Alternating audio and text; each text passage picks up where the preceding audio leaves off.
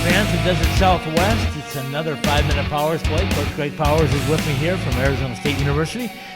Coach, it was a lot of hockey, a lot of penalties for one game, and then no goals in the second game. Tell me a little bit about East Lansing, Michigan, and Michigan State. I don't know what you're talking about with a lot of penalties. We only had, I think, 2 on Saturday and 4 on Sunday. So it was the least penalized we've been all year. I thought the officiating was tremendous, and we were able to play 5-on-5. It was our kind of hockey. It was I thought really good from a discipline standpoint. And that's a good team. You know, like they're good. Like they're legit. Really good goaltending. Tough to play against. They make you earn every inch. Really tight games, which we expected. So it's a Big Ten team on the road. You want to split, obviously, when you go play a ranked team on the road.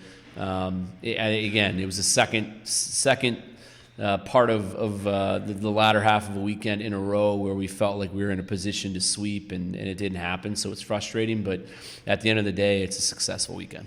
Tell me about their goaltender in particular. He was as good as anybody you faced so far, it looked like.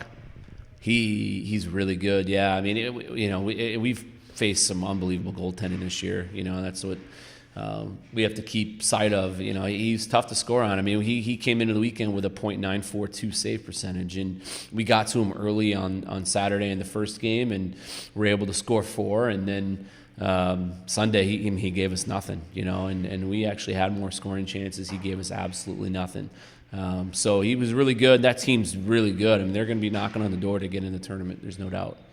You know, when we look back at, a number of 433 minutes or something like that you put out, that you guys were in the lead, that's pretty impressive, isn't it, when you've been on the road and played some of the competition you played, to be able to do that?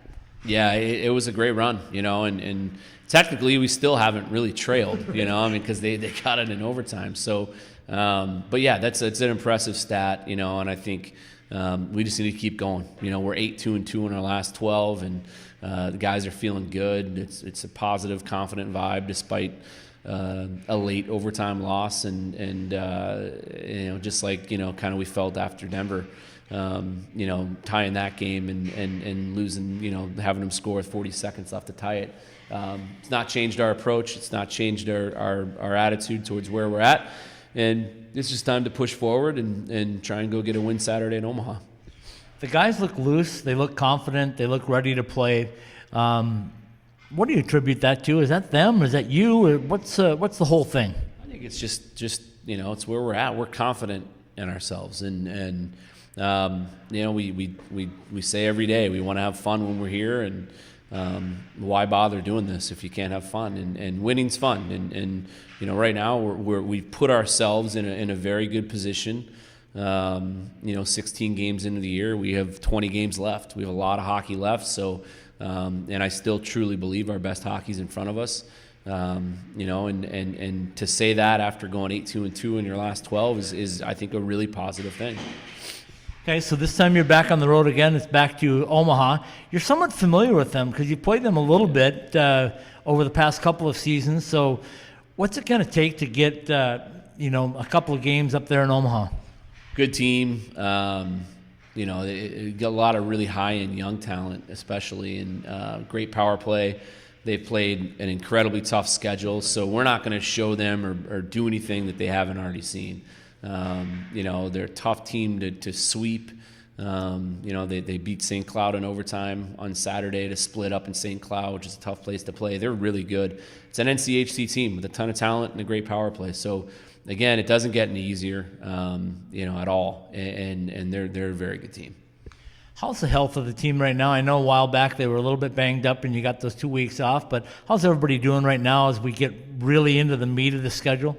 Right now, knock on wood, everything's good. Everything's really good with the guys, and we've been managing them really, really well, I think, through this holiday break, where we really want them focusing on the games, on being fresh of mind and fresh of body. When it's time to drop the puck, we traveled back Monday. They were off all the rest of that day. We gave them the day off yesterday. had a really good competition day today, and they worked hard and had fun. And then tomorrow we'll get a really good practice in, and we'll actually go to Omaha on Friday. So get another night in their beds here this week, and then play Saturday, Sunday again, and then travel back Monday and just replicate that next week before we play Harvard. You know, I asked you that earlier about the rarity of Saturday, Sunday games for like 4 weeks in a row, but it doesn't seem to bother you guys, does it? It's a hockey game is a hockey game, and a day is a day. Yeah, we really enjoy it, actually, how it breaks up our week. You know, I mean, at this point in the year, the last thing players want is to go and have long, draining, boring practices. You know, it gets monotonous, and they start to tune stuff out. These guys, they know how we need to play. They know how we want them to play to be successful.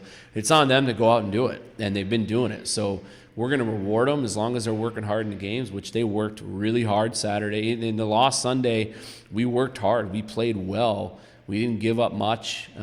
We just couldn't score, you know, and those things are going to happen. But our guys are doing the right things. They're managing themselves the right way away from the ice. And, you know, with this stretch, you know, with having them confined to just hockey and no school, we don't want to get monotonous. We want them to continue to have fun and keep things fresh. And it's one of those situations where I think less is more. All right, let's finish up by talking a little bit about the goaltender again. Evan's been just fantastic. I don't know any other word to use, but he's been fantastic for you all the way through. What do you see from him coming down the stretch? Yeah, I mean, you know, he just continues to play the way we need him to play in order to be successful. And you know, I don't see it changing. He's just steady, and he's calm, and he's confident, and the guys truly believe in him. And he just instills confidence in our entire lineup. And, you know, it's just the way that he goes about his day every day. He's a kid that just breeds consistency. You know, I had your goaltending coach, Eddie Lackey, in here earlier, and I asked him about the goaltenders that he's seen in college hockey and how good they've been. And he said, I think ours, meaning Evan, might be as good as any of them. Yeah, he is. I mean, his numbers prove that. You know, he is. I mean, we've seen the very best, and you know, the kid in Vermont and the kid at Michigan State and the kid in Mankato. I mean, we've seen some really, really great goaltending. So I'd take Evan over anybody. He fits what we want, and we love being here, and he's winning games for us. Okay, Coach, enjoy another weekend on the road up in Omaha, and let's see if we can come back with a sweep. Yeah, thank you.